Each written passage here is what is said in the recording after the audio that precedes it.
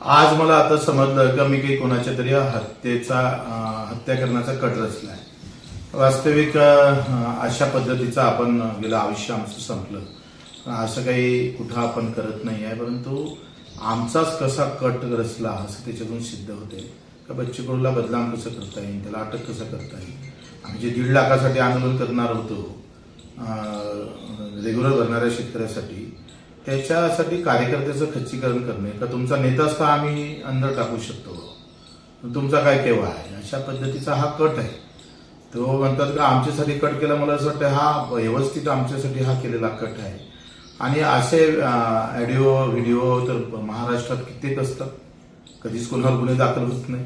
आणि एसपी किती भारी आहे बरं बघा, म्हणजे इतके सगळे जिल्ह्याभर काही घटना होतात मोठ्या, त्याच्यातून कधी प्रेस झालेली.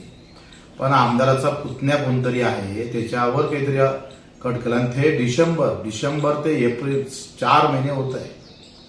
अशा पद्धतीचे गुन्हे दाखल करून बच्चू कडूचा आवाज दाबण्याचा प्रयत्न होत असेल तर आम्ही अटक व्हायला तयार होऊ ना.